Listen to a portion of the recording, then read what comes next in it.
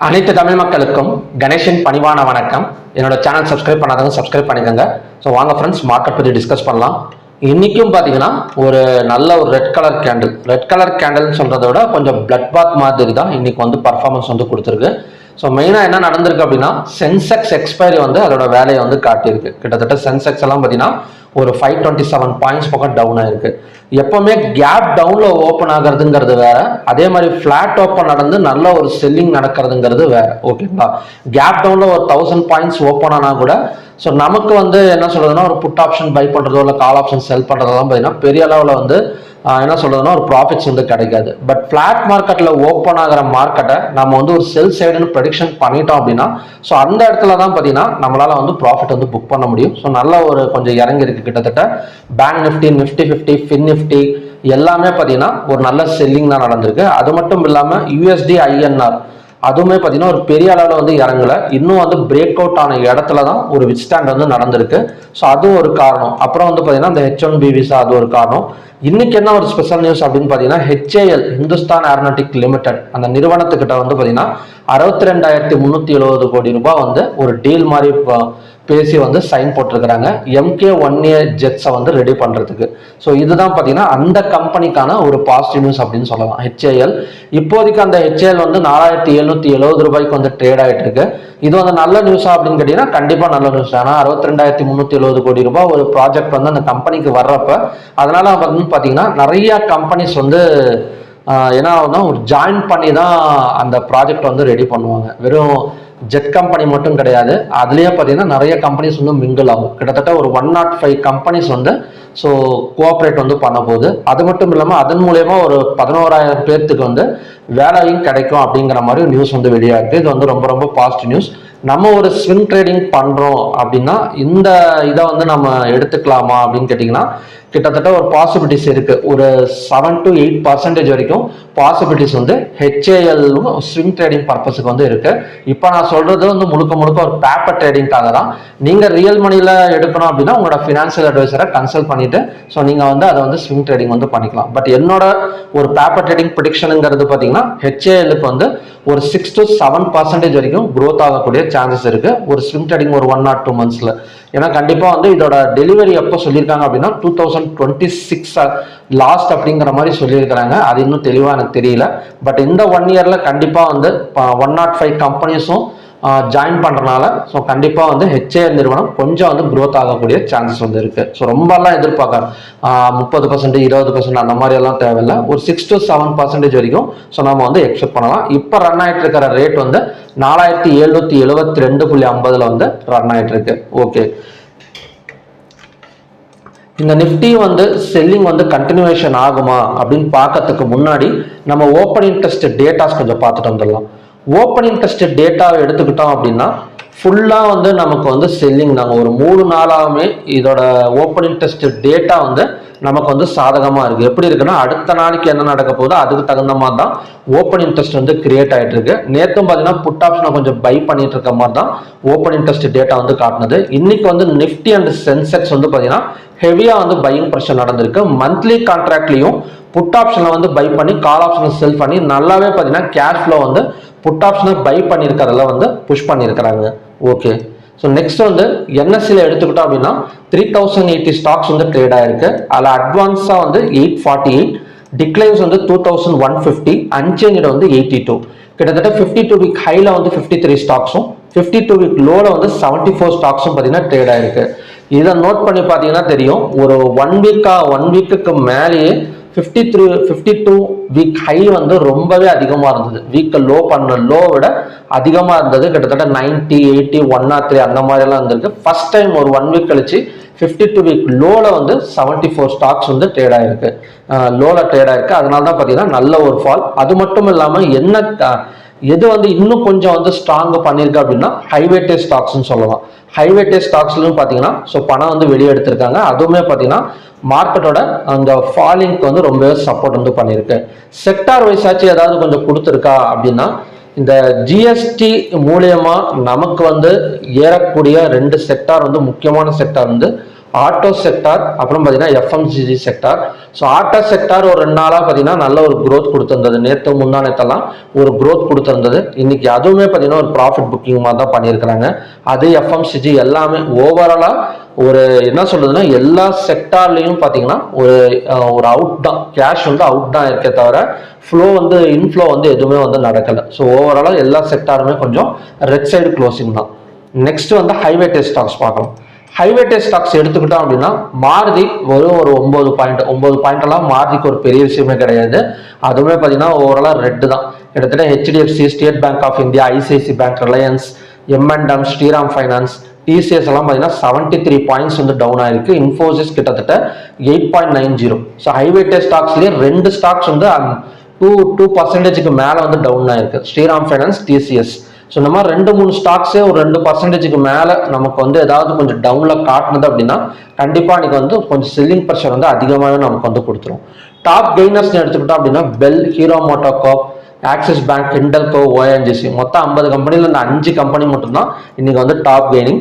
Top losers எடுத்துக்கிட்டோம் அப்படின்னா power grid, trend, Tata motor, TCS, Asian paint, இது எல்லாமே பார்த்தீங்கன்னா ஒரு 2% மேலே வந்து நமக்கு வந்து டவுன் ஆயிருக்கு. ஸோ ஹீட் மேப் வந்து எப்படி இருக்கு? ஹீட் மேப் பார்த்தோம் அப்படின்னா ஹீட் மேப்ல நமக்கு கிட்டத்தட்ட ஒரு 5 கம்பெனி 2.5க்கு மேலே ஃபுல் ரெட்டாக கொடுத்துருக்கு. என்னென்ன அப்படின்னா TCS, Tata Motors, power grid, trend. So இந்த 4 கம்பெனி எடுத்துக்கிட்டோம் அப்படின்னா நமக்கு 4 கம்பெனி, 5 கம்பெனி இல்லை, 4 கம்பெனியே நமக்கு வந்து ரொம்ப, அதாவது என்ன சொல்றதுன்னா 2.5% மேலே வந்து இறங்கியிருக்கு. கிரீன்ல ஏதாவது இருக்கா அப்படின்னு தேடி பார்த்தோம் அப்படின்னா தேடவே தேவையில்லை. ரெண்டோ இல்லை 3 மட்டும்தான் கிரீனு. ஹிண்டல்கோ, அதுக்கப்புறம் பார்த்தீங்கன்னா ஹீரோ மோட்டோகார்ப், பெல், இந்த 3 மட்டும்தான் நமக்கு வந்து கிரீன்ல இருக்க தவிர ஸோ மற்றபடி எந்த இடத்துலையுமே பார்த்தீங்கன்னா ஒரு கிரீனுக்கான அறிகுறி இப்போதைக்கு வந்து கிடையாது மார்க்கெட்டை பொறுத்த வரைக்கும். ஸோ அது மட்டும் இல்லாமல் ஒரு குளோபல் வைஸ்ல ஏதாவது ஒரு பாசிட்டிவ் நியூஸ் இருக்கா அப்படின்னு கேட்டிங்கன்னா அதுவுமே கிடையாது. ட்ரம்ப் இருக்கிற வரைக்கும் அது நடக்கும் நடக்காதுன்னு தெரிஞ்சிருச்சு. ஓகே, மற்றபடி பார்க்கலாம். ஏதாவது ஒரு நாள் ஏதாவது ஒரு பாசிட்டிவ் நியூஸ் மாதிரி வந்தது அப்படின்னா கண்டிப்பாக வந்து ஒரு க்ரோத் கொடுக்கறதுக்கு சான்சஸ் இருக்கு. இப்போதைக்கு வந்து மார்க்கெட்டோட கண்டிஷன்ஸ், ஸோ நமக்கு கிடைச்சிருக்கிற ஓப்பன் இன்ட்ரெஸ்ட் டேட்டாஸ், அப்புறம் பார்த்தீங்கன்னா ஹீட் மேப்லேயே எடுத்துக்கிட்டோம் அப்படின்னா வால்யூம் எப்படி இருக்குன்னா வால்யூமே பார்த்தீங்கன்னா டாடா மோட்டார்ஸ், பவர் கிரிட், அதாவது இறங்கிட்டு இருந்த எல்லா ஸ்டாக்ஸுமே பார்த்தீங்கன்னா வால்யூம் அதிகமாக தான் கொடுத்துருக்குறாங்க. அந்த அளவுக்கு பார்த்தீங்கன்னா ஒரு நார்மல் வால்யூம்னு எதுவுமே சொல்லிட முடியாது. அதனால பஜாஜ் ஃபினான்ஸ், ஸோ அது மட்டும் இல்லாமல் பஜாஜ் ஃபினான்ஸ், ஜியோ ஃபினான்ஸ் இதுவுமே பார்த்தீங்கன்னா 1.5%க்கு மேலே நமக்கு வந்து இறங்கியிருக்கு. அதுலேயுமே வால்யூம் வந்து அதிகமாக தான் ப்ளே பண்ணியிருக்காங்க. ஸோ கண்டிப்பாக மார்க்கெட் இன்னும் கொஞ்சம் இறங்கிறதுக்கான சான்சஸ் வந்து இருக்குங்கிற மாதிரி தான் டேட்டாஸ் வந்து ஷோ ஆகுது. ஓகே,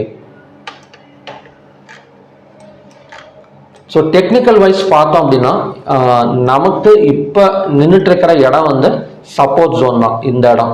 பட் நிஃப்டி எல்லாம் பார்த்தீங்கன்னா ஒரு ஸ்ட்ராங் பிரேக் அவுட்னு சொல்லலாம். ஸோ நிஃப்டியில் இந்த டபிள்யூ பேட்டர்ன் பிரேக் அவுட் வந்து நமக்கு வந்து ஃபெயில் ஆயிடுச்சு.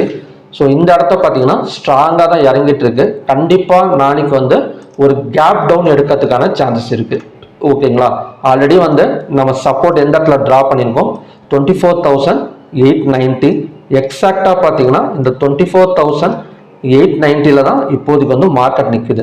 ஸோ இந்த 24,890க்கு மேலே இல்லை க்ளோஸுக்கு மேலே ஓப்பன் ஆனால் மட்டும் கொஞ்சம் வந்து பை எடுக்கிறதுக்கான சான்சஸ் இருக்கு. ஒரு கேப் டவுன் விழுந்தது அப்படின்னா கண்டினியூஸாக இன்னொரு பார்த்தீங்கன்னா 150 to 200 பாயிண்ட்ஸ் பக்கம் டவுன் தான் எடுக்கும். இதில் மட்டும்தானே அப்படின்னு கேட்டிங்கன்னா இந்த கண்டிஷன்ஸ் வந்து எல்லாத்துக்குமே பார்த்தீங்கன்னா சூட்டபிள் ஆகும். ஃபார் எக்ஸாம்பிள் சென்செக்ஸுக்கும் அதே மாதிரி தான். சென்செக்ஸோட சப்போர்ட் ஜோனு நம்ம எந்த இடத்த ட்ரா பண்ணி வச்சிருக்கோம் அப்படின்னா 81,182. ஸோ இதுக்கு மேலே கேண்டில்ஸ் ஓப்பன் ஆனால் மட்டும்தான் கொஞ்சம் வந்து ரெக்கவரி எதிர்பார்க்கலாமே தவிர மற்றபடி லோவை பிரேக் அவுட் பண்ணாலோ இல்லைன்னா ஒரு கேப் டவுன் விழுந்தாலோ நமக்கு வந்து ஒரு 300 to 400 பாயிண்ட்ஸ் பக்கம் டவுன் எடுக்கிறதுக்கான சான்சஸ் வந்து கண்டிப்பாக வந்து இதில் வந்துருக்கு. நாளைக்கு வீக்கெண்ட் மார்க்கெட்னால வாலட்டைல் எதிர்பார்க்கலாமா இல்லைன்னா இந்த செல்லிங் அப்படியே கண்டினியூ ஆகுமா அப்படின்னு கேட்டிங்கன்னா செல்லிங் கண்டினியூ ஆகக்கூடிய சான்சஸ் தான் பார்த்தீங்கன்னா இருக்குது. நெக்ஸ்ட் வந்து பேங்க் நிஃப்டி. ஸோ பேங்க் நிஃப்டியை பொறுத்த வரைக்கும் ஃபினான்ஸ் சைடும் பார்த்தீங்கன்னா எதுவுமே நமக்கு வந்து என்ன சொல்றதுன்னா ஒரு ஸ்கிரிப்ட் கூட ஃபினான்ஸ் சைடு வந்து சப்போர்ட் பண்ணலை கிரீனுக்கு.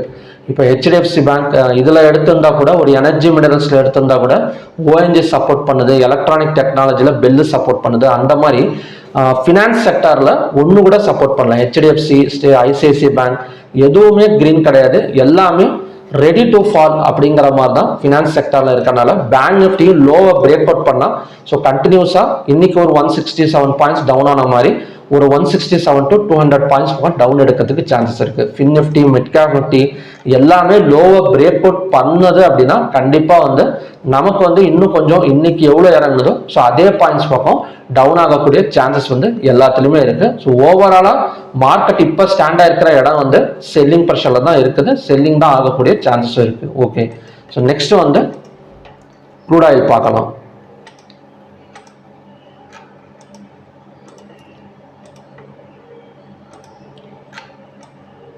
க்ரூட் ஆயிலோட சப்போர்ட் ஜோன் அப்படின்னு எடுத்துக்கிட்டோம் அப்படின்னா 5697.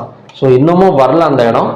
5697 வந்ததுக்கு அப்புறம் 215 minutes candle green colour candle form ஆனா ஸோ அகைன் நமக்கு பை எடுக்கிறதுக்கான சான்சஸ் இருக்குன்னு சொல்லி மார்னிங் வீடியோலையும் நான் அப்டேட் பண்ணியிருந்தேன். பட் இன்னமும் பார்த்தீங்கன்னா இந்த இடத்த வரல. பட் நமக்கு ஒரு நல்ல ஒரு பிரேக் அவுட் பாயிண்ட் கிடைச்சிருக்கு. எந்த இடம்னா இன்னைக்கான ஹை தான். ஸோ ஆல்ரெடி இந்த ஹை 2 டைம்ஸ் ரெசிஸ்டன்ஸாக ஒர்க் ஆயிருக்கு. பட் அகைன் நமக்கு இதெல்லாம் பிரேக் அவுட் ஆனால் ஸோ கண்டினியூஸாக பை எடுக்கிறதுக்கான சான்சஸ் இருக்கு. நெக்ஸ்ட் டார்கெட் இந்த இடத்த பிரேக் அவுட் பண்ணது 5767 ஒரு 5 மினிட்ஸ் கேண்டிலாச்சும் மேலே க்ளோஸ் வச்சது அப்படின்னா அடுத்த டார்கெட் 5824 வரைக்கும் வரதுக்கான சான்சஸ் இருக்கு. இப்போதைக்கு மார்க்கெட் நின்றுட்டு இருக்கிற இடம் ஒரு மிட் பாயிண்ட் தான். அதாவது பையோ செல்லோ ஒரு ப்ரிடிக்ஷன் பண்ண முடியாத அளவுக்கு பார்த்தீங்கன்னா ஒரு மிட் பாயிண்ட்ல தான் க்ரூட் ஆயில் நிற்குது. ஸோ பிரேக் அவுட்டுங்கிறது 5767, சப்போர்ட்டுங்கிறது 5697, ரெசிஸ்டன்ஸுங்கிறது 5824.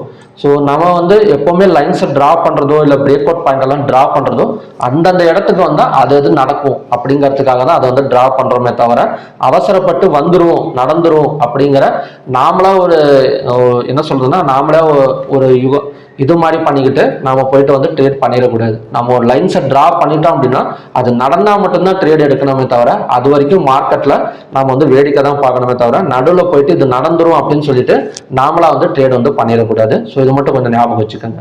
Okay, next natural gas. Natural கேஸை பொறுத்த வரைக்கும் 256.3ங்கிறது ரெசிஸ்டன்ஸ் ஜோன்னு சொல்லியிருந்தேன். ஸோ இதோட பிரேக் அவுட் பாயிண்ட் எது அப்படின்னா இந்த இடம்